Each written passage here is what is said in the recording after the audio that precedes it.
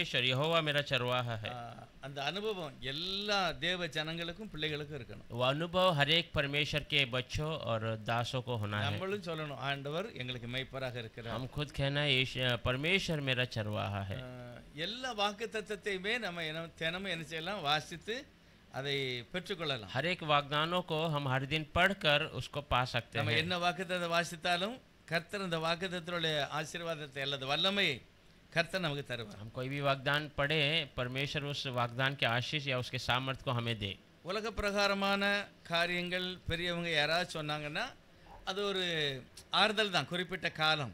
बड़े बुजुर्ग किसी ने हमें कोई तसल्ली या सलाह देते हैं तो वो थोड़ा समय के लिए एक समाधान मिलता है। வேதம் அப்படி இல்லை. और परमेश्वर का वचन நிரந்தரமான ஒரு முடிவை தருகிறது. वो हमेशा का एक निरंतर अंत को देता है। இந்த மாதம் நமக்கு தியானத்துக்காக ये महीने का हमारे ध्यान के लिए वचन है யோபு 23வது அதிகாரம் अय्यूब 29वां अध्याय 14வது वचनத்தை நம்ம வாசிக்கலாம். 14 वचन पढ़ेंगे।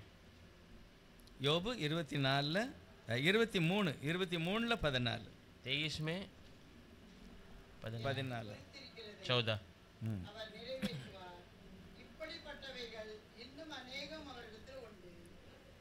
23 में 14 23 में 14 जो कुछ मेरे लिए उसने ठान लिया है उसी को वह पूरा करता है और उसके मन में ऐसी बहुत सी बातें हैं। இந்த வார்த்தை பிரச்சனை நிறைந்த ஒரு மனுஷன் சொல்லுகிறார். ये बातें जो परेशानी से भरा हुआ एक मनुष्य कहता है। ஆண்டவரை குறித்து கேள்விப்பட்டவர், परमेश्वर के बारे में जानने वाला, ஆண்டவரோடு இன்னும் அதிகமான அவருக்கு பழக்கம் இல்லை, परमेश्वर से ज्यादा उनका संबंध नहीं है। ஆனாலும் தேவனுடைய ஆவியானவர் என்ன செய்கிறாரு, இந்த வார்த்தைகளை அவருக்கு சொல்லியிருக்கிறார், தேவனுடைய வல்லமை. परंतु परमेश्वर का पवित्र आत्मा उसके सामर्थ्य के बारे में बताया है। யோபுனுடைய வாழ்க்கையில அவர் தெய்வத்தை பற்றி ஒரு பெரிய திடமான ஒரு விசுவாசம், अय्यूब के जीवन में वो परमेश्वर के बारे में एक स्थिर विश्वास को पाया था। நல்ல ஒரு விசுவாசத்துல உறுதியான ஒரு மனிதன் சொல்லலாம். अच्छा एक विश्वास में स्थिर बना हुआ मनुष्य।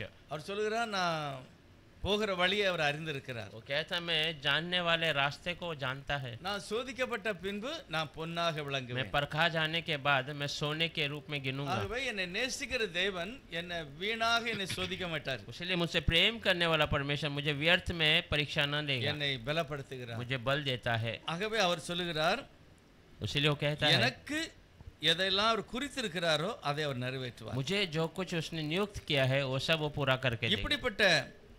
இப்படிப்பட்டவைகள் இன்னும் அநேகம் அவரிடத்துல இருக்கிறது. ऐसे बहुत सारी और बातें हैं उनके पास है। இந்த காலையில் நம்ம எல்லாருமே அந்த அந்த வசனத்தை அப்படியே ஏற்றுக்கொள்ளணும். इस सुबह में हम सब ये वचन को ऐसे ही स्वीकारना है। உலகத்தில் உள்ள ஒவ்வொரு பொருளானாலும் மரமானாலும் செடியா இருந்தாலும் எல்லாவற்றுக்குமே தேவன் ஒரு சில குறிப்பை அல்லது பலத்தை கொடுத்திருக்கிறார். इस दुनिया में कोई वस्तु हो, पेड़ पौधे जानवर हो, हर एक के लिए एक थोड़े समय का एक सामर्थ्य को दिया है। ஆனா இது யோபு சொல்றார், எனக்கு ஆண்டவர் குறித்திருக்கிறார். वो अय्यूब कहता मेरे लिए परमेश्वर ने चुना है। நம்ம சொல்லணும், எனக்கும் தேவன் என்ன செய்கிறாரு, ஒரு சில ஆசீர்வாதங்களை இல்ல நன்மையை எனக்கு அவர் குறித்து வைத்திருக்கிறார். हम भी कहना है मेरे लिए भी थोड़ी भलाई, ये जो भलाई को या आशीष को प्रभु ने चुनकर रखा है அதை நிறைவேற்றுவார். उसे पूरा कर देगा। யோபுடைய வாழ்க்கையில நிறைவேற்ற முடியாத மாதிரி இருக்கு.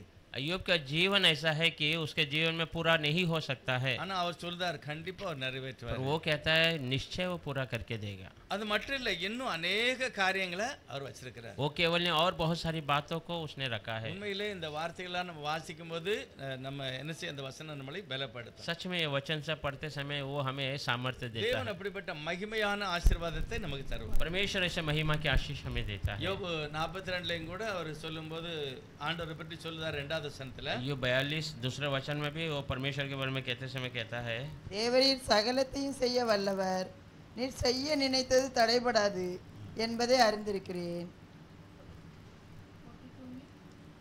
2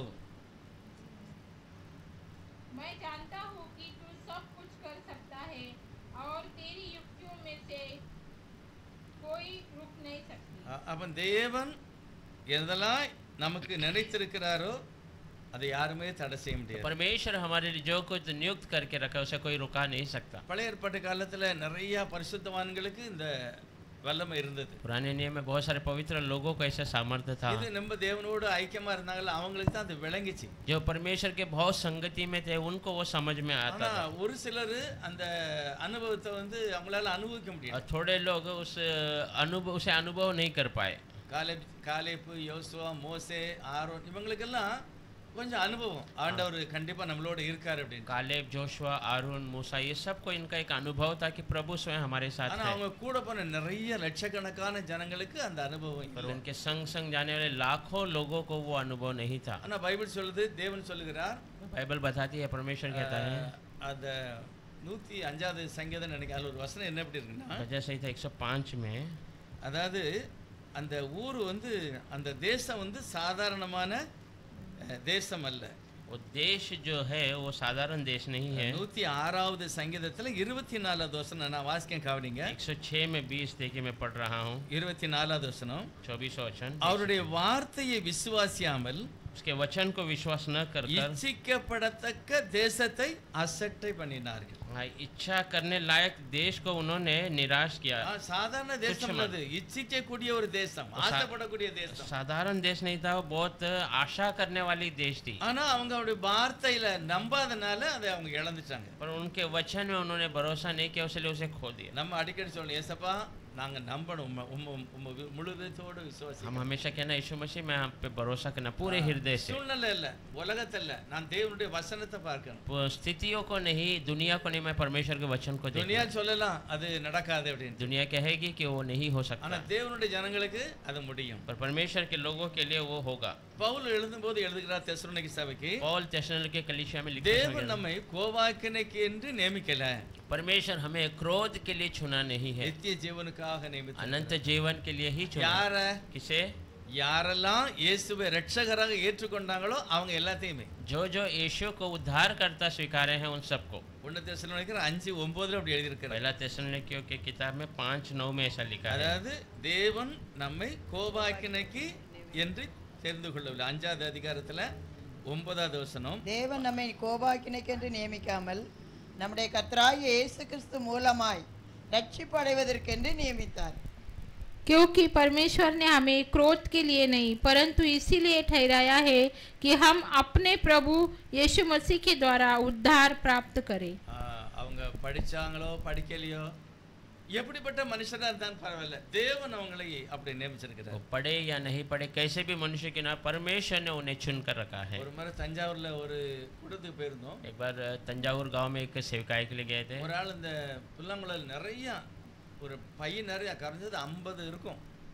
एक व्यक्ति वो बांसुरी तकरीबन 50 से अधिक था. நிறைய வித்தியாசமான குவாலிட்டி, अलग अलग तरीके से बना हुआ. वो அவர் படத்துல போய் வாசிச்சிருக்காரு. वो पिक्चरों में उसे बांसुरी बजाया था. பொறாமப்பட்டு யாரோ ஏதோ செய்துட்டாங்க. उसके ऊपर कोई जो है गुस्सा அதனால जलन அவருடைய कर, மைண்ட் மாறிட்டு அவரால அந்த ஊத முடியல. इसीलिए उसका मन जो है वो भटक गया है. अब वो पहले யாரோ जैसा- சொல்லாங்க ஆண்டவருடைய இயேசுப்பா போய் நீ ஏத்துக்கிட்டான்னா உனக்கு சரியாயிரும். किसी ने कहा यीशु को तो स्वीकारेगा तो जैसे ही हो जाएगा. அவர் நிறைய அங்க தஞ்சாவூர்ல வந்து ஆசீர்வாதியா கூட இருந்து ஜெபம் பண்ணி சுகமாயிட்டார். वो वहाँ पर तंजावुर गांव में आशीर्वादों पास्टर के इधर रहकर चंगाई पा लिया. அவர் சொல்றாரு, பிரதர் நான் இப்ப சுகமாயிட்டேன், वो कहता है भाई मैं चंगा हो गया हूँ, இனி நான் அந்த பழைய இடத்துக்கு போக மாட்டேன், अब मैं पुराने स्थान में नहीं உயிருள்ள जाऊंगा, நாளெல்லாம் இதை கர்த்தருக்காக நான் வாசிப்பேன். पूरा जीवन भर प्रभु के लिए मैं इसे எனக்குன்னு ஒரு காரியத்தை வைத்திருக்கிறாரு, எனக்கு தெரியாம நான் அங்க இருந்திருக்கேன். मुझे मेरे लिए एक बातों को प्रभु ने रखा था, मुझे मालूम नहीं मैं वहाँ पर था. அதனாலதான் என்னுடைய வாழ்க்கையில அந்த கஷ்டம் வந்திருக்கு. इसलिए मेरे जीवन में कष्ट ஆனா आया. கர்த்தர் நல்லவர். पर परमेश्वर अच्छा है. நான் வழி மாறி போனாலும் என்னை அவர் மீட்டு கொண்டார். मैं रास्ता भटक कर गया तो भी वो मुझे அவன் छुड़ा लिया. தேவன்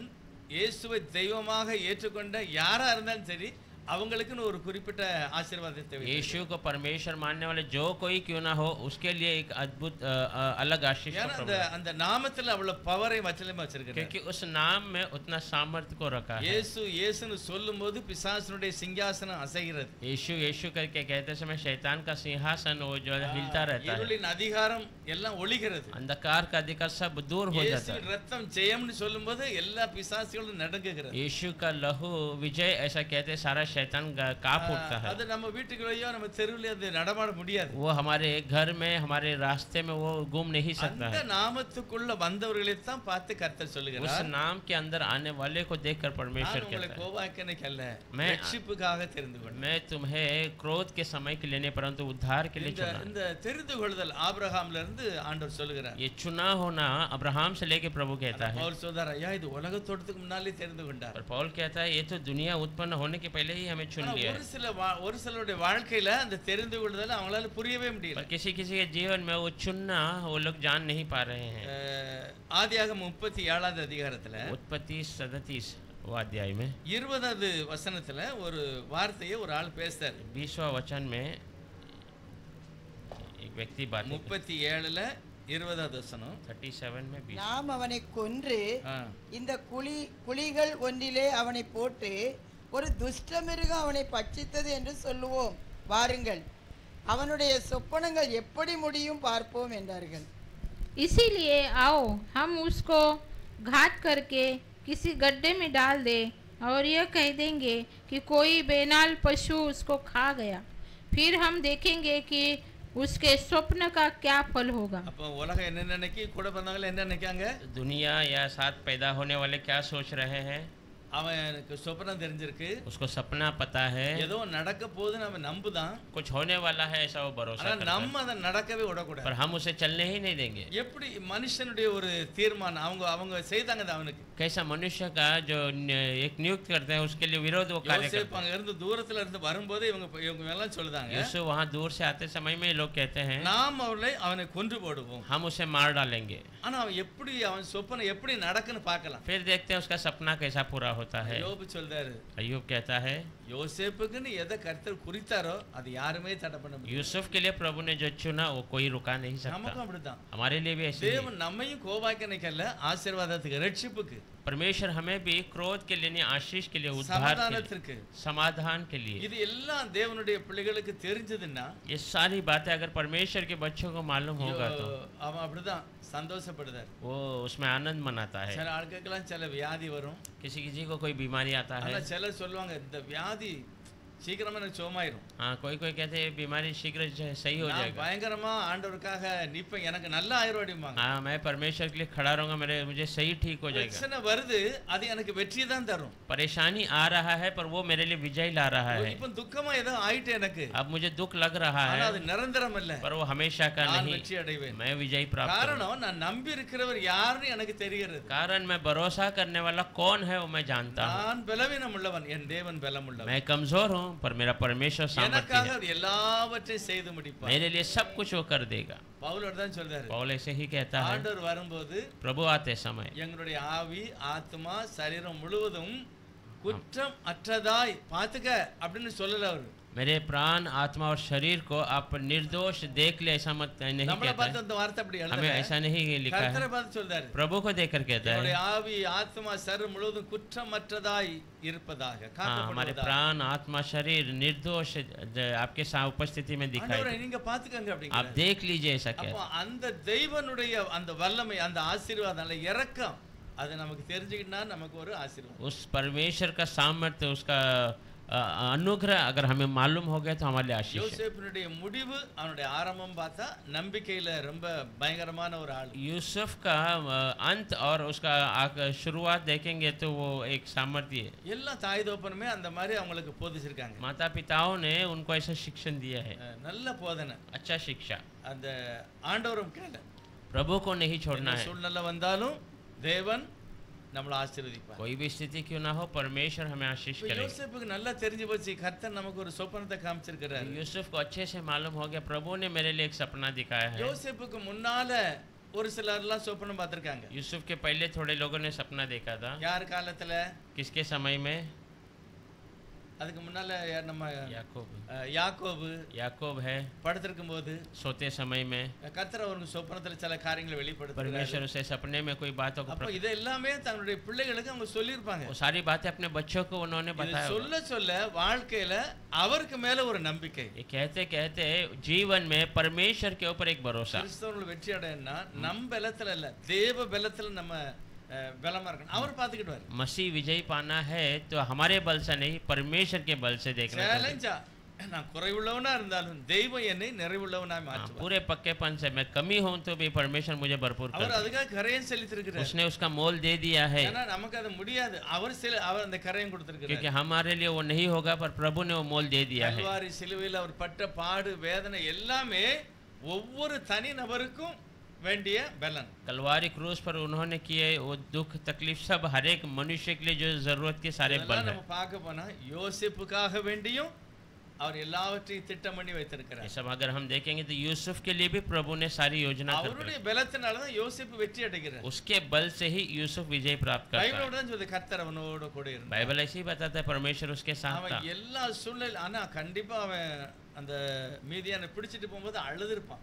निश्चय वो मिदियान उसे बंदी बना कर लेके जाते समय वो रोया होगा। ஏன்னா கண்டிப்பா இனி வாபஸ் வர முடியாது. निश्चय वापस मैं नहीं ला आ அவங்க எங்க सकता। கொண்டு விற்காங்களோ அதுவும் தெரியாது. वो कहाँ पर बेचेंगे वो भी पता नहीं। அப்படி உறுதிதான்.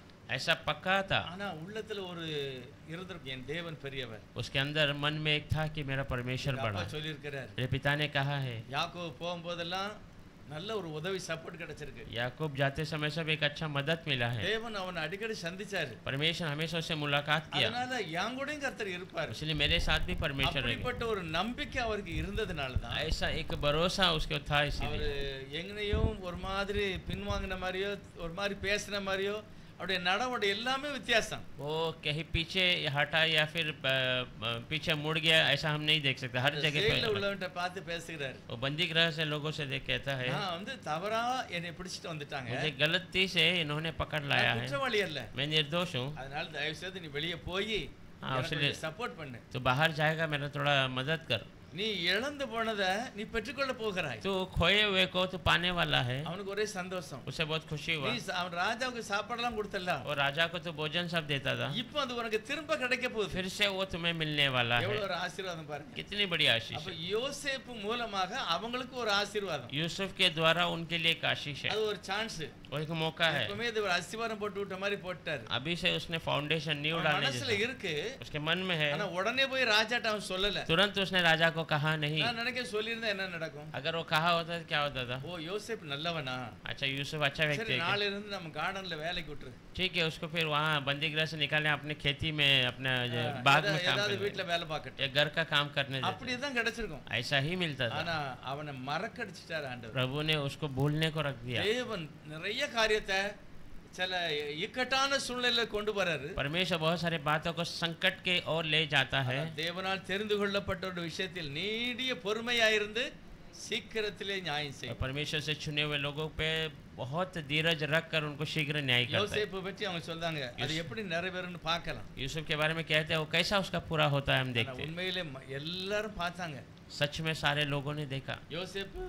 யோசேப்புக்கு நடந்த அந்த செயலெல்லாம் பார்க்கும்போது அற்புதம். यूसुफ के जीवन में जो कार्य हुआ सब अद्भुत है। பிடிச்சு கொடுத்தவங்க எல்லாம் போய் சரண்டர் ஆகுதாங்க பாருங்க. जिन्होंने पकड़ कर दिया था वो सब उसके अधीन हो जाते அது हैं। சாகு வரைக்கும் அவங்க மனசை உறுத்திக்கிட்டே தான். मरते दम तक उनका मन उनको ठेस करता அவர் रहा। மன்னிச்சிட்டாரு, கட்டி பிடிச்சாரு, மறந்துருங்கப்பா கர்த்தர் தான் என்னை கொண்டு வந்தாருன்னா சொன்னாரு. वो क्षमा किया, उन्हें गले से लगाया, भूल जाओ प्रभु ने ये सारे कार्य किया, ऐसा सब कह दिया। நல்ல அப்பா எல்லாரும் நல்ல சந்தோஷமா தான் இருந்தாங்க. सब पिता सब अच्छे आनंद में ही थे। அப்பா செத்த உடனே மனசுல அப்படியே ஒரு பதட்டம். हाँ, पिताजी मरते ही उनके मन घबराना शुरू ஐயோ, कर दिया। யோசேப்பு பழி வாங்கிடுவானோ. हाँ, यूसुफ क्या बदला ले लेगा? ஆனா யோசேப்பு சொன்னார் இல்ல அப்படின்னு சொல்லி ரொம்ப மனஸ்தாபப்பட்டு அழுது वो சொல்லுகிறார். यूसुफ रोया और बहुत पश्चाताप करते हो कहा இந்த नहीं। இடத்துல பார்த்தேன்னா இயேசுவானவர் யோசேப்போட எவ்வளவு ஃபேமஸா இருப்பாரு. हाँ, इस जगह में अगर हम देखेंगे तो यीशु मसीह यूसुफ से कितना महान रहेगा, எவ்வளவு ஒரு அதாவது எத்தனை % ஜாஸ்தி இருப்பார் பாருங்க. कितना परसेंटेज अधिक रहेगा अपना। ஆகவே தான் इसीलिए பைபிள் சொல்லுது விழுந்தவன் எழுந்திருக்க கடவன். बाइबल बताती है जो गिर गया है वो उठना चाहिए, சரண்டர் ஆயிரு. अपने आप को दे दे। அவர் உன்னை தள்ள மாட்டாரு. वो तुझे दूर नहीं எந்த ஒரு करेगा, மனுஷனை அவர் தள்ள மாட்டாரு. कोई भी मनुष्य को दूर அவர் नहीं என்னை करता। கோவாக்கினைக்குன்னு தெரிந்து கொள்ளல. उसने मेरे क्रोध के समय के लिए चुना नहीं। கோவாக்கினன்னு என்னது? क्रोध का समय का நான் मतलब தப்பு பண்ண உடனே எனக்கு பிடிச்சு தண்டனை கொடுக்க. मैं गलत किया, मुझे पकड़कर दंड देना। அப்படி நினைச்சவர் உன்னை தெரிந்து கொள்ள. ऐसे सोचकर उसने चुना नहीं। ரட்சிப்புக்காக, பாதுகாப்புக்காக, उद्धार के लिए, सुरक्षा के யார் लिए। பாதுகாப்பா? किसका सुरक्षा? அவர்தான் பாதுகாப்பு. वो खुद ही सुरक्षा है। யாருக்கு பாதுகாப்பு வேணும்? किसके लिए सुरक्षा चाहिए? விழுதவனுக்கு தான் பாதுகாப்பு. जो गिर रहा है उसको सुरक्षा கீழே चाहिए। விழுதவனை தான் போய் தூக்கி எடுக்கணும். जो गिरा है उसको उठाना है। அதான் பவுல் சொல்லுகிறார். इसीलिए पौल कहता है தப்பு பண்ண உடனே தள்ளுதற்கல்ல, तो गलत कार्य करते ही गिराने के लिए नहीं, உன்னை ரட்சிப்பதற்காக கர்த்தர் வருகிறார். तुझे उद्धार करने के लिए परमेश्वर आया है। நிறைய பேருடைய வாழ்க்கையில ஒரு சிலது புரியல. बहुत लोगों के जीवन में कुछ बातें समझ नहीं है। எரேமியா முதல் அதிகாரத்துல 5வது வசனத்துல எரேமியா சொல்றார், ஆண்டவரே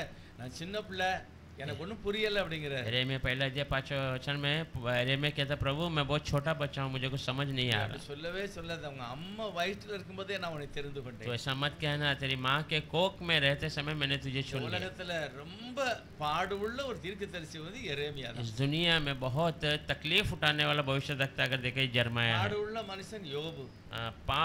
जो तकलीफ सहने वाला मनुष्य अय्यूब। தீர்க்கதரிசி மாதிரி யாருமே பாட அனுப்பிச்சிருக்க और மாட்டாங்க. ये भविष्यवक्ता जैसा किसी ने तकलीफ नहीं उठाया होगा। முதல்ல வாக்கு கொடுத்துட்டாரு, तो प्रभु ने पहले उसे वाग्दान நான் दिया, உன்னோடு இருப்பேன், ஒருவன் உனக்கு என்ன செய்ய மாட்டான், தீங்கு செய்ய மாட்டான். मैं तेरे साथ रहूंगा, कोई तेरा बुरा नहीं कर सकता। அப்படிதான் நடந்தது. ऐसा ही हुआ। பிரச்சனை இருந்தது, परेशानी थी, ஆனா தெய்வம் ஒரு இடத்துலயும் அவரை தனியா அங்கலாய்ப்பு விடல. परमेश्वर कहीं अकेले उसको छोड़ा नहीं है। அவரை பற்றி சில காரியங்களை வைத்திருந்தார், அதுதான் நடந்தது. उसके बारे में कोई बातों को रखा था और वही हुआ। லூக்கா 19வது அதிகாரத்துல சகீப தேடி வரும்போது लोग 19वें अध्याय में जकई को ढूंढ कर आते समय அவரு பாருங்க, அவருக்கே தெரியுது யாருக்கு சகீபு தெரியுது, கண்டிப்பா இந்த ரூட்டா தானே வரணும்.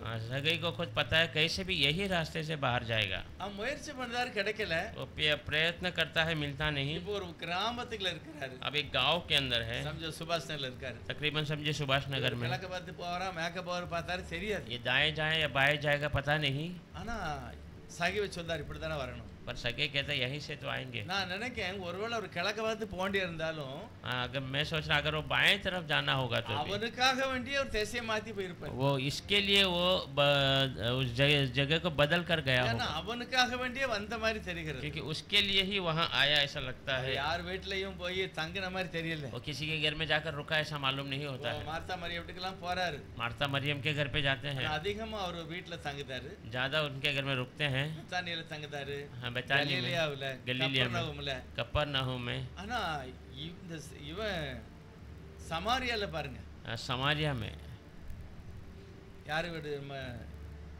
சகை வீட்டுல சொல்றாரு, जकई के घर में कहता है நான் உன் வீட்டுல இன்னைக்கு தங்கணும். आज मैं तेरे घर में रुकना है। கொஞ்சம் யோசிச்சு பாருங்க, என்ன என்ன நடந்திருக்கும், सोच कर देखिए क्या हुआ रहेगा, அவன் என்ன நினைச்சிருப்பான். वो क्या सोचा होगा। நம்ம வீட்டுக்கு யாராவது வராங்கன்னா உடனே நம்ம கூட்டு போக முடியாது. हमारे घर में अगर कोई आ रहा है तुरंत हम लेके नहीं जा सकते। கிறிஸ்மஸ்க்கு கூட நம்ம கேரள போனோம்னா இங்க வரது கொஞ்ச நேரத்துக்கு முந்தி சொல்லிருங்க. क्रिसमस में हम केरल में जाते हैं तो आने के पहले तो बता दीजिए। ஏன்னா ஒரு சிலதை ஒதுங்க வைக்கணும், ஒரு சிலதை ரெடி பண்ணணும். हाँ, थोड़ी वस्तुओं को सही करना पड़ता है, ஆனா இவர் உடனே கூட்டு போயிருந்தார். तुरंत वो लेके जाता है। எப்படிப்பட்ட ஒரு நிலையை கர்த்தர் அப்படியே மாற்றுகிறார். कैसे परिस्थिति को प्रभु ऐसे ही बदलता है। ஐயோ நான் இந்த மாதிரி தப்பா சம்பாத்தியம் பண்ணது தானே அந்த முத ரூம்ல இருக்கு.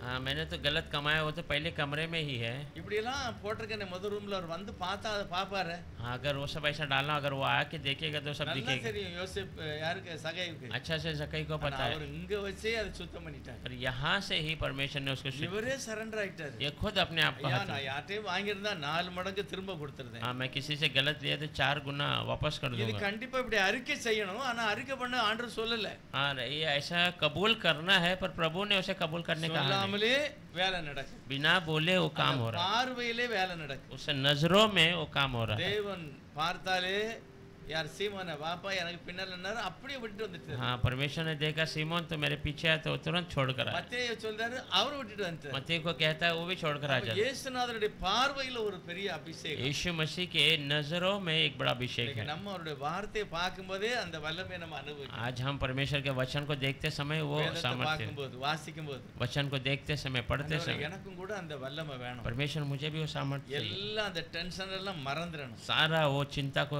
भूल जाना, பலவீனம் எல்லாம் மறந்துடணும். सारी कमजोरी को भूल जाना। உண்மைதான் நம்பி இருக்கிறேன். आप पे ही मैं भरोसा, அற்புதம் நடக்கணும் ஏசப்பா. अद्भुत होना है ஏன்னா यीशु। எனக்குன்னு நீர் வைத்திருக்கிறதை யாரும் தடை செய்ய முடியாது. मेरे लिए आपने रखा, कोई उसे रुका नहीं அது सकता, கண்டிப்பா நிறைவேறும். वो निश्चय पूरा होगा। அந்த ரோமுக்கு போறாங்க 27வது அதிகாரத்துல பவுல் रोम में जाता है पौल 27वें अध्याय அங்க में நியாயத்துக்கு கொண்டு போறாங்க न्याय के लिए। அவர் சொல்றாரு वो कहता है, இங்க பாருங்க ராத்திரி கர்த்தர் என்கிட்ட பேசியிருக்கிறார் देखिए रात को प्रभु ने मुझसे बातें की, என்கிட்ட என்ன சொன்னாரோ அதுதான் நடக்கும் मेरे पास जो कहा वही होगा, அதனால தைரியமா சாப்பிடுங்க इसलिए आप धैर्य से सब लोग அந்த भोजन மாதிரி करें। பவுல் சொல்றாரு எல்லாம் 120 பேரும் கவலையிலும் கண்ணீர்லயும் இருக்காங்க हाँ, 120 लोग आंसू और 127 பேர் நினைக்கிறேன் 127 लोग हैं नाव में, எல்லாரும் அதுல சாப்பிடாம இருக்காங்க सब भूखे वहां पर है। 15 நாள் சூரியனே பார்க்கல 15 दिन से सूरज दिखा नहीं, அப்படி இருளு மழை ऐसा अंधकार और बारिश। ஆனா பவுல் சொல்றாரு எனக்கு கர்த்தர் சொல்லியிருக்கிறாரு पौल कहता, मुझे प्रभु ने कहा है ரோம்ல போய் சாட்சி சொல்லணும்னு तो இருக்கு रोम में जाकर गवाही देना है, நான் உயிரோட இருக்கனால என் கூட இருக்க நீங்களும் உயிரோட தான் இருப்பீங்க इसलिए मैं जिंदा हूँ तो मेरे साथ रहने वाले आप भी जिंदा எனக்கு रहेंगे। எப்படி சொன்னாரோ அதுதான் நடக்கும் मुझे कैसे कहा वैसे ही होगा, அதுதான் நடந்தது वही हुआ। தேவன் தன்னுடைய ஜனங்களை அப்படிப்பட்ட பாதுகாப்பை கொடுத்தார் परमेश्वर अपने लोगों को ऐसा सुरक्षा दिया है। அதே மாதிரி யோவான் 4வது அதிகாரத்துல यूहन्ना 4 अध्याय में, பைபிள் சொல்லுது அதை வாசிக்கலாம் 4வது அதிகாரம் 4வது வசனம் யோவான் 4:4 यूहन्ना 4:4। அவர் சமாரியா நாட்டின் வழியாய் போக வேண்டியதாய் இருந்தபடியால் அதான். யாக்கோபு தன் குமாரனாய் யோசேப்புக்கு கொடுத்த நிலத்துக்கு அருகே இருந்த சமாரியாவில் உள்ள சீகார் என்னப்பட்ட ஊருக்கு வந்தார். இந்த அதிகாரம் முழு पड़ेगा 4:4-5 और उसको समारिया से होकर जाना अवश्य था, इसलिए वह सुखार नामक समारिया के एक नगर तक आया जो उस भूमि के पास है जिसे याकूब ने अपने पुत्र यूसुफ को दिया था। இதுல எழுதி இருக்கிறது நான் அங்க போண்டே இருக்கு அப்படிங்கிறார் यहाँ पर लिखा है परमेश्वर कहता मुझे वहाँ जाना है। நம்ம எல்லாரும் ஊருக்கு போய் சொல்லுவோம் हम कभी कभी गाँव जाते समय कहते இத்தனை हैं, தேதிக்கு நான் திருநெல்வேலிக்கு வர வேண்டிய இருக்கு हाँ, इतना दिन में मुझे तिरुनेलवेली जाना है, வரும்போது உங்க வீட்டுக்கு வரேன் अगर मैं जाऊँ आते समय आपके घर पे आता हूँ। ஏன் வர வேண்டிய இருக்கு ஏதோ ஒரு வேலை அங்க இருக்கு யாரோ வர சொல்லிருக்காங்க क्यों ऐसा है? क्योंकि कुछ काम है और किसी ने हमें बुलाया है। ஆண்டவரும் அதே மாதிரி தான் சொல்றாரு प्रभु भी वैसे ही कहता है, சமாரியா வழியா தான் போக வேணும் எனக்குங்க समारिया के मार्ग से ही मुझे जाना இவர் है। யார் கூப்பிட்டது इसे किसने बुलाया? அவரே சொல்றாரு वो खुद कहता है, என்னால் முன்குறிக்கப்பட்ட ஒரு ஆள் அங்க வரும் நான் கண்டிப்பா அவளை சந்திக்க தான் செய்யணும் मेरे ओर से चुना हुआ एक व्यक्ति वहाँ आएगा, मुझे कैसे भी उससे मुलाकात சமாரிய करना। ஸ்திரீ இத்தனை மணிக்கு அவ வருவா समारिया स्त्री उस समय में आएगी, அதனால கண்டிப்பா இன்னைக்கு நான் சந்திச்சு தான் ஆகணும் कैसे भी उससे मुलाकात आज करना है। உண்மையில அவர் சொல்றாரு நான் அந்த வழியா தான் போகணும் இன்னைக்கு वो कहता है निश्चय मुझे वही रास्ते से जाना है। இயேசுவானவருடைய ஊழியம் வார்த்தை அற்புதம் அடையாளம் எல்லாம் தீர்மானிக்கப்பட்டது यीशु मसीह की सेवकाई जो वचन जो चिन्ह अद्भुत करे सब पहले से चुने हुए थे। இயேசு சொல்றாரு என் பிதாவானவர் எதை காண்பிக்கிறாரோ அதைத்தான் குமாரன் செய்கிறார் मेरे पिता जो बताते हैं वही पुत्र करता है। அப்போ எல்லாமே தீர்மானிக்கப்பட்டது तो सारी बातें चुनी पहले से बताई गई हैं। சமாரிய ஸ்திரியை சந்திக்கிறது தீர்மானிக்கப்பட்டது हमारी स्त्री से मुलाकात करना वो चुनी हुई बातें हैं। அங்க போய் பார்க்காரு எல்லாம் வாழ்க்கை ஆசீர்வாதமா மாறி போச்சு वहाँ जाकर देखता है सारा उसका जीवन आशीष हो गया। தேவன் எல்லாவற்றையும் தீர்மானித்திருக்கிறார் परमेश्वर सब कुछ नियुक्त कर कर रखा அதனால है। யோபு சொல்றாரு इसलिए अय्यूब कहता है எனக்குன்னு அவர் முன் குறித்ததை கண்டிப்பா நிறைவேற்ற मेरे लिए वो चुन कर रखा हुआ है, वो அது कैसे மட்டும் पूरा இல்ல करे। இன்னும் நிறைய காரியம் இருக்குங்க और भी बहुत सारी बातें हैं। அதே போல நாளாகும் புஸ்தகத்துல वैसे गिनती के 2 किताब நாளாகமும் 14-11 வசனம் दूसरा इतिहास 14-11 வசனத்துல 14 अध्याय में 11 वचन।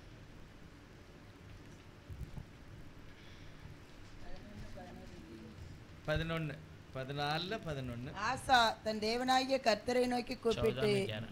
கர்த்தாவே பலம் உள்ளவனுக்கு ஆகிலும் பலன் அற்றவனுக்கு ஆகிலும் உதவி செய்கிறது உமக்கு லேசான காரியம். எங்கள் தேவனாகிய கர்த்தாவே எங்களுக்கு துணை நில்லும். உம்மை சார்ந்து உம்முடைய நாமத்தில் ஏராளமான இந்த கூட்டத்திற்கு எதிராக வந்தோம். கர்த்தாவே நீர் எங்கள் தேவன், மனுஷன் உம்மை மேற்கொள்ள விடாதேயும் என்றான்.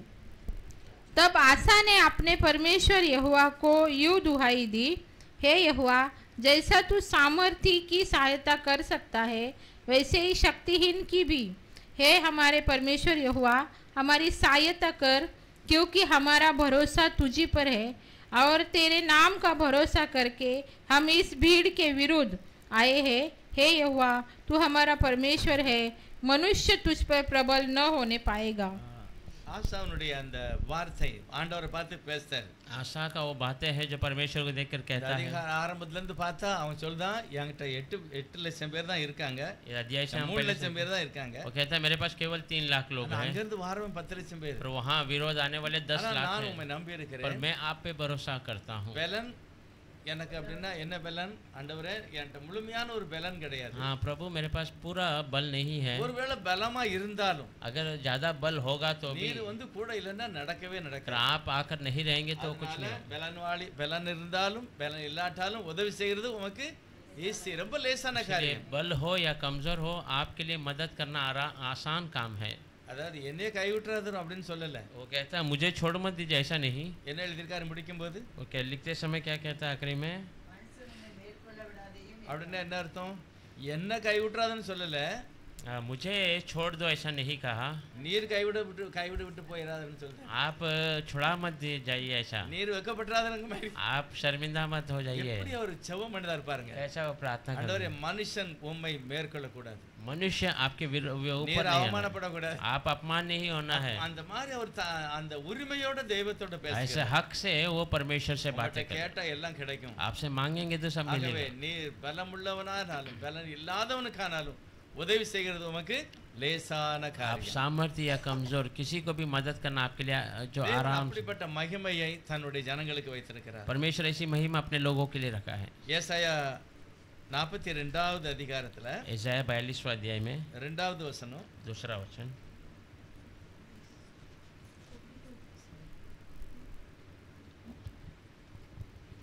அவர் கூக்குரலிடவும் மாட்டார், தம்முடைய 42வது அதிகாரத்துல சதம் அவர் கூக்குரலிடவும் மாட்டார், தம்முடைய சத்தத்தை உயர்த்தவும் அதை வீதியிலே கேட்க பண்ணவும் மாட்டார். அடுத்த வசனம், அவர் நெறிந்த நாணலை முறியாமலும் மங்கி எறிகிற திரியை அணையாமலும் நியாயத்தை உண்மையாய் வெளிப்படுத்துவார்.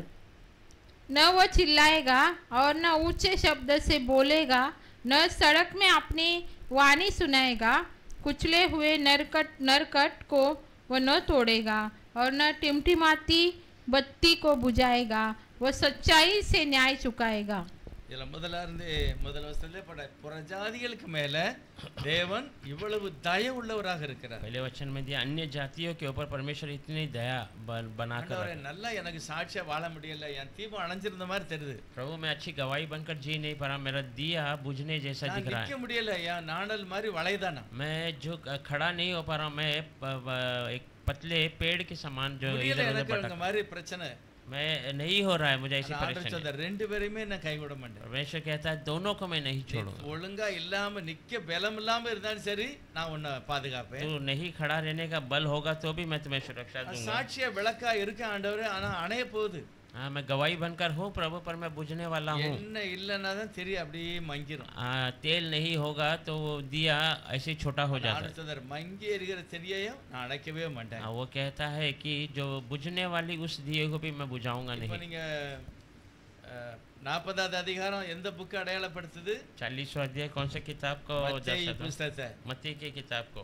41வது அதிகாரம் மார்க் புஸ்தகத்தை. 41वां अध्याय जो मार्क को दर्शाता है। 42வது அதிகாரம் லூக்கா எழுதின சுவிசேஷம். 42वां अध्याय लोक के सुसमाचार की அங்க ஆரம்பமே லூக்கால பாத்தீங்கன்னா அவ்வளவு ஒரு அருமையான பிரஜாதிகளுக்கு விளங்கும்படி அந்த சுவிசேஷ புஸ்தகம். इतने शुरुआत लोक का है कि अन्य जाति सही से समझने जैसा उसने लिखा हुआ நல்ல है। விவரமா லூக்கா எழுதார். अच्छा से समझने जैसा लोक लिखता இங்கே है। சொல்லிட்டாரு, எப்படிப்பட்ட ஆளா இருந்தாலும் பரவாயில்லப்பா, நான் உன்னை கைவிடவே மாட்டேன். यहाँ पर कह दिया कैसे भी क्यों ना हो तो मैं तुम्हें कभी नहीं அவர் छोड़ूंगा। நம்மளை என்ன செய்கிறார்? ஏந்துவார், தாங்குவார், தப்புவிப்பார். वो हमें जो है संभालता है और बचाता है। இப்போ ஒரு சில தேவனுடைய ஊழியக்காரங்க இருக்காங்க, कोई कोई परमेश्वर के दास जो है, அதாவது பிரதர் தினகரன், भाई दिनकरन, நிறைய இந்துக்காரங்க சொல்லுவாங்க, बहुत सारे हिंदू भाई लोग ஐயோ, कहते அவர் பேசும்போது எங்க இருதயம் அப்படியே கொழுந்து விட்டு எரியும். हैं, वो बातें करते समय हमारा हृदय ऐसे जलना शुरू हो जाता நாங்க है। கிறிஸ்தவம் கிடையாது, हम तो मसीह नहीं ஆனா है, அந்த ஆள் பேசினாலே இயேசு பேசின மாதிரி இருக்கு. पर वो व्यक्ति बातें करता है तो यीशु बातें ஆனா करने के உண்மையிலே समान ஒரு அபிஷேகம் தான் பாருங்க. निश्चय वो एक अभिषेक है। அப்படிப்பட்ட அபிஷேகம் உள்ள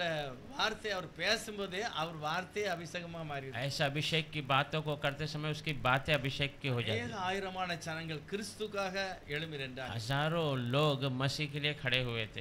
அது ஒரு பெரிய பெரிய வல்லமையான ஊழியமா இருந்தது. वो एक बड़ा सामर्थ्य सेवा था। ஆனா இயேசு கிறிஸ்து கூட அப்படிதான் சொல்கிறார். यीशु मसीह भी ऐसे ही कहता है, உண்மையிலே நான் எப்படிப்பட்ட சூழ்நிலையில் இருந்தாலும் சரி நான் அணைக்க மாட்டேன், தள்ள மாட்டேன். कैसे ही स्थिति में क्यों ना हो, मैं बुझाया नहीं जा सकता। உனக்குன்னு ஒரு ஊழியம் இருக்கு, तेरे लिए एक सेवा है, அதை நிறைவேற்றுவேன். उसे पूरा करूंगा। பேதுரு இன்னைக்கு பிசாசு ஒண்ணு நம்மளாமோ செய்ய போறாப்பா. हाँ पतरस, आज शैतान तुझे बहुत कुछ करने वाला இல்ல है। ஆண்டவரே நான் நிப்பேன் அப்படிங்கிறார். वो कहता नहीं प्रभु मैं खड़ा रहूंगा। ஆனா ஆண்டவர் சொல்ற இல்ல நீ விழுந்துருவ கண்டிப்பா. परमेश्वर कहता नहीं तू गिर जाएगा, ஆனா நீ விழுந்தாலும் நீ எழும்பி நிக்கணும். पर तू गिरेगा तो भी उठकर खड़ा होना है। இப்போ மறுதலிக்கிறது அத்தனை பேருமே மறுதலிக்காங்க. हाँ जो इनकार करने वाला सारे लोग इनकार ஆனா करते हैं, பேதுருக்கு மட்டும் சொல்றாரு, और पतरस को केवल நீ कहते हैं குணப்பட்ட பிறகு உன் சகோதரனை திடப்படுத்து. நீ தான் அவங்களுக்கு பாதுகாப்பா तो இருக்க. चंगा होने के बाद तेरे भाइयों को तू जो है संभालना है, நீ தான் அவங்களெல்லாம் எழுப்பி நிப்பாட்டணும். तू ही उन लोगों को खड़ा करना है उठकर। இதெல்லாம் அவன் விழுதுக்கு முன்னாலே சொல்லிட்டாரு. ये सब वो गिरने के पहले ही बता दिया। தேவன்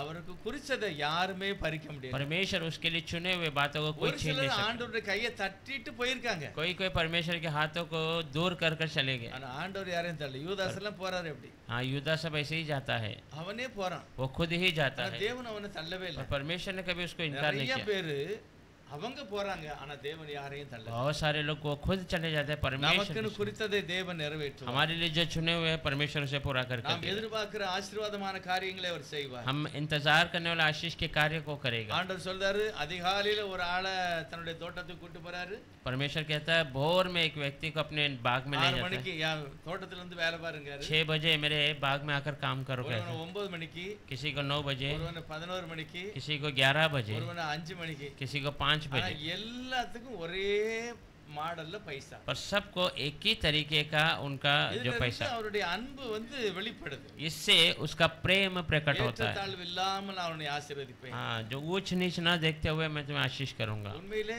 ஏற்றத்தாழ்வு கிடையாது. सच में वो ऊपर नीचे नहीं ஒரு देखा। நாள் ஒரு ஆளு ஜெபம் பண்ணுதாரு. एक दिन एक व्यक्ति प्रार्थना करता है, எவ்வளவு நாளை நான் வேஸ்ட் பண்ணிட்டேன், कितने ही दिनों को मैंने व्यर्थ कर दिया, ரொம்ப நான் நஷ்டப்படுத்திட்டேன். बहुत मैंने नुकसान कर दिया। தயவு செய்து நான் நஷ்டப்படுறதுனால ஈடு கட்டணும்னு ஆசைப்படுறேன். मैं जो नुकसान हो उसको सही करने की आशा करता எனக்கு हूँ, சமயம் தாருங்க. मुझे समय நான் दीजिए। உங்களை ரொம்ப துக்கப்படுத்திட்டேன். मैंने आपको बहुत दुखी कर दिया, ஆனா நான் உங்களை துக்கப்படுத்தினோம்ல அதுக்கெல்லாம் நான் ஈடு கட்ட ஆசைப்படுகிறேன். आपको जो दुखी किया उस सबका मैं मोल चुकाना उसको सही करने இந்த आशा। ஜெபத்தை கர்த்தர் நினைச்சு வரப்பாரு. ऐसी प्रार्थनाओं को परमेश्वर क्या करेगा? ஆண்டவர் அவனை கண்டிப்பா சேலஞ்சா நிறுத்துவார். परमेश्वर निश्चय उसको खड़ा करेगा। தேவன் அன்புள்ளவர். परमेश्वर प्रेमी है, அவர் நம்ம ஒவ்வொருவருக்கும் சில காரியங்களை वो வைத்திருக்கிறார். हम हर एक के लिए कुछ बातों को रखा அந்த है। காரியத்துக்கு மேல நான் கண்ணும் கருத்துமா இருந்து வெற்றி அடையணும். उस बातों पे हम ध्यान से रहकर उस पर विजय प्राप्त करना அதை है, கண்டிப்பா நம்ம வெற்றி அடைய முடியும். और निश्चय उसमें हम विजय ஏன்னா प्राप्त कर ஆண்டவர் सकते சொல்லுகிறார், हैं। परमेश्वर कहता है ஆதியாகமம் 32வது அதிகாரத்துல उत्पत्ति 32वें अध्याय में 24 வாசிப்போம். 24 वचन पढ़ेंगे। 32ல 24. और याकूब आप अकेला रह गया, तब कोई पुरुष आकर पाव फटने तक उसी से मल्ल युद्ध करता रहा। யாக்கோபு பிந்தி தனித்திருந்தான். அப்பொழுது ஒரு புருஷன் பொழுது விடியும் அளவும் அவனுடனே போராடி. பிரச்சனை சந்திக்கக்கூடிய ஒரு சூழ்நிலை வருது யாக்கோபுக்கு. परेशानी संभालने का एक समय आ रहा है। ஏன்னா ஆரம்பத்திலே சொன்னார், ஏசப்பா நான் எங்க அப்பா வீட்டுக்கு திரும்ப வரணும் அப்படின்னாரு. पहले कहा था प्रभु मैं मेरे पिता के घर फिर से लौटना है। ஆண்டவரே சொல்லிட்டார், நீ இப்படி சொன்னல உங்க அப்பா வீட்டுக்கு போ அப்படிங்கிறாரு. प्रभु स्वयं कह दिया तूने ऐसा कहा ना, तेरे पिता के घर लौट जा। ஆனா வார வழியில ஒரு பெரிய பிரச்சனை. அவன் यार தம்பி வந்தாம்னா என்ன, அண்ணன் வந்தாம்னா என்ன நடக்க போகுதுன்னு தெரியாது. आते समय में एक बड़ी परेशानी, अगर बड़ा भाई आए तो मैं क्या करूं, உடனே ஜெபம் பண்ண ஆரம்பிக்கிறார். तुरंत प्रार्थना करना शुरू कर। தேவனுடைய இருதயத்தை பார்த்தாரு. परमेश्वर ने उसके हृदय को இது देखा। வரைக்கும் நடக்காத ஒரு காரியம் தேவனே இறங்கி அவன் கிட்ட வந்துட்டார். अभी तक हुआ नहीं ऐसा एक काम, परमेश्वर स्वयं उतर कर नीचे வந்த உடனே பிடிச்சு தள்ளிட்டாரு. தள்ளுத மாதிரி இருக்கு. आते ही उसे गिरा देता है, ऐसा लगता அவனை है பிடிச்சு தள்ளுதாரு. उसे गिराता है। முழங்கால நிக்கிறவன தள்ளனா எப்படி இருக்கும்? अगर वो घुटने में है तो उसको धक्का அவனுக்கு பலன் देगा, இருக்காது. उसको बल नहीं देगा। முழங்கால நிக்கிறவன தள்ளனா ஈஸியா தள்ளிடலாம். हाँ जो घुटने में है उसको आराम से गिरा सकता है। ஆண்டவர் வந்து தள்ளிட்டாரு. हाँ, இவன் परमेश्वर- டக்குனு காலை பிடிக்கான். ये से बराबर पैर என்னைய पकड़। ஆசீர்வதிக்கலாம் விட மாட்டேன் அப்படி. मुझे आशीष नहीं करेंगे तो मैं छोड़ूंगा ஏன்னா नहीं। காலை தான் பிடிக்க முடியும். முழங்கால நின்னுல ஜெபம் பண்ணுது. क्योंकि वो पैर ही पकड़ सकता है, घुटने में है। இல்லப்பா முடியாது, நீ வெளிய போ அப்படிங்கற. वो कहता नहीं तू बाहर ஆனா निकल, நான் விட மாட்டேங்கற பாரு. और मैं नहीं छोड़ूंगा। எப்படி ஒரு தேவனை எப்படி ஒரு மனுஷன் பிடிக்க முடியும்? कैसा परमेश्वर को एक मनुष्य पकड़ सकता இப்படி எல்லாம் தேவனுடைய குணாதிசயம் இருக்குங்கத கர்த்தர் வெளிப்படுத்து. ऐसा परमेश्वर के गुण है, ये से वचन प्रकट करता है. அவனை ஆசீர்வதிச்சு நிரந்தரமான ஒரு ஆசீர்வாதத்தை கர்த்தர் उसे கட்டளையிட்டார். आशीष किया, निरंतर एक आशीष को प्रभु ने उसके लिए आज्ञा दी. நான் கடைசி ஒரு வசனம் சொல்லி முடிக்கேன். आखिर एक वचन बताना चाहता हूँ. 138வது அதிகாரத்துல 6வது வசனம். भजन संहिता 138 में 6वां वचन. 38ல 6. கர்த்தர் உயர்ந்தவராய் இருந்தும் தாழ்மை உள்ளவனை நோக்கி பார்க்கிறார், மேட்டிமையானவனையோ தூரத்தில் இருந்து அறிகிறார். यद्यपि यहोवा महान है तो भी वह नम्र मनुष्य की ओर दृष्टि करता है, परंतु अहंकारी को दूर ही से पहचानता है. தூரத்துல அவர் உயர்ந்தவரா இருந்து என்ன செய்தாரு? ऊंचा है तभी தாழ்மைக்கு வருகிறார். वो नम्र में आता है. 7வது வசனத்தை எல்லாரும் சேர்ந்து வாசிக்கலாம். 7वां वचन सब लोग साथ में पढ़ेंगे. நான் चाहे मैं துன்பத்தின் நடுவே நடந்தால் நீர் என்னை உயிர்ப்பிப்பீர். என் சத்துருக்களின் கோபத்திற்கு விரோதமாக உமது கையை நீட்டுவீர். உமது வலதுகரம் என்னை ரட்சிக்கும். கடைசி வசனம், கர்த்தர் எனக்காக யாவை செய்து முடிப்பார். கர்த்தாவே உமது கிருபை என்னும் உள்ளது, உமது கரத்தின் கிரியைகளை நெகழ விடாதிருப்பீராக. ஆண்டவரே நீ செய்கிறது விட்டுறக்கூடாது, செய்து முடிச்சிருங்க. மாதிரி हाँ, परमेश्वर आपने जो करना चाहा है उसे छोड़िए मत, पूरा कर दीजिए. கர்த்தர் கண்டிப்பா நம்முடைய வாழ்க்கையில நம்ம எப்படி அறிக்கை செய்தோமோ அப்படியே நிறைவேற்றுவார். परमेश्वर निश्चय हमारे जीवन में हम जैसे कबूल करते हैं वैसे हमारे जीवन में पूरा करके देगा. குறித்ததை கர்த்தர் செய்வார். मेरे लिए चुने हुए को परमेश्वर அது करके மட்டும் देगा. இல்லை, இன்னும் अनेक காரியங்கள் அவருக்கு இருக்கிறது. वो केवल नहीं, और बहुत सारी बातें उनके கர்த்தர் पास हैं. அப்படிப்பட்ட மகிமையான ஆசீர்வாதத்தினால் நம்மை ஆசீர்வதிப்பார். परमेश्वर ऐसा महिमा के आशीष से हमें आशीष எல்லாரும் करेगा. கண்ணை மூடி கர்த்தரை நோக்கி பார்க்கலாம். हम आंखों को बंद करके இந்த प्रभु के வசனத்தை ஞாபகப்படுத்தி சொல்லுவோம். वचन को याद कर करके ஆண்டவரே कहेंगे, எனக்காக நீர் எல்லாவற்றையும் செய்து முடிப்பீர். प्रभु मेरे लिए आपने सब कुछ कर दिया. எல்லாரும் சொல்லு, ஏசப்பா எனக்காக எல்லாவற்றையும் நீ செய்து முடிப்பீர். सब कहेंगे प्रभु यीशु ने मेरे लिए सब कुछ कर இன்னும் अनेक நன்மை உம்முடைய கரத்துல दिया. இருக்கிறது. और बहुत सारी भलाई आपके हाथों में है. நான் துன்பத்தின் நடுவே நடந்தாலும் मैं जो है संकट के मार्ग में चलूं, நீர் என்னோடு வந்து என்னை ரட்சிப்பில நடத்துவீர். आप मेरे साथ आकर मुझे उद्धार में எனக்காக எல்லாவற்றையும் செய்து முடிப்பீர். मेरे लिए सब कुछ कर देते நன்றி हैं. சொல்லுகிறோம் பிதாவே. धन्यवाद करते இந்த हैं புதிய पिता. மாதத்துக்காக நன்றி. इस नए महीने के लिए புதிய धन्यवाद. வாக்குத்தத்தங்களுக்காக நன்றி. नई वाग्दानों के புதிய लिए धन्यवाद. அபிஷேகம், புதிய ஆசீர்வாதம் नई अभिषेक, नई आशीष है. எங்களோடு கர்த்தர் வருகிறீர். हमारे साथ आप आ रहे हैं, उसका धन्यवाद करते हैं. நாங்கள் ஒவ்வொரு நாளும் வார்த்தைகளை அறிக்கை செய்யணும். हम हर दिन वचन को कबूल உம்மை करना, நோக்கி பார்க்கணும். आपकी ओर देखना है, அப்பொழுது தேவ பிரசன்னத்தை நாங்கள் உணர்ந்துருவோம். तब परमेश्वर की प्रसन्नता को எங்களோடு एहसास- வழி நடக்கிற தெய்வம், हमारे साथ चलने वाला எங்களுக்காக परमेश्वर, எல்லாவற்றையும் செய்து முடிக்கிறார். हमारे लिए सब कुछ पूरा करने वाला. கிருபை பெரியது தகப்பனே. आपका अनुग्रह बड़ा है நன்றி சொல்லுகிறோம். प्रभु. धन्यवाद करते हैं எங்களுடைய प्रभु. வாசனத்தை, எங்களுடைய சத்தத்தை கேட்கிற எல்லா ஜனங்களையும் அப்படி ஆசீர்வதிங்க. हमारे वचन, हमारी आवाज को सुनने वाले हर एक को ऐसे आशीष இயேசுவின் நாமத்தினால அந்த அற்புதம் ஒவ்வொருவருக்கும் நடக்கும். यीशु मसीह के नाम से वो अद्भुत कार्य हर एक के लिए அவர்கள் होने. எதையெல்லாம் நினைக்கிறார்களோ அது அவர்களுக்குரியது. நீர் அதை நிறைவேற்றணும். वो जो जो सोचते हैं वो उनका है, वो आप उसे पूरा பலன் करके दें. இருந்தாலும் பலன் இல்லாட்டாலும் बल हो या नहीं हो, கர்த்தர் அதை நிறைவேற்றும். परमेश्वर उसे पूरा करे. இயேசுவின் நாமத்தினால பிதாவே. प्रभु यीशु मसीह के नाम से मांगते पिता. பலமுள்ளவன் பலனற்றவன் பலனுள்ளவன் பலனில்லாதவன் யாராயிருந்தாலும் உதவிகள் செய்வது லேசான காரியம். லேசான காரியம். லேசான காரியம். உமது லேசான காரியம். கடைசியில் என் ஆத்மாவே கர்த்தரை ஸ்தோத்திரி. என் முழு உள்ளமே அது பரிசுத்த நாமத்தை ஸ்தோத்திரி. என் ஆத்மாவே கர்த்தரை ஸ்தோத்திரி, கர்த்தரை செய்த சகல நல்லவரே ஸ்தோத்திரம். கொடுக்கப்பட்ட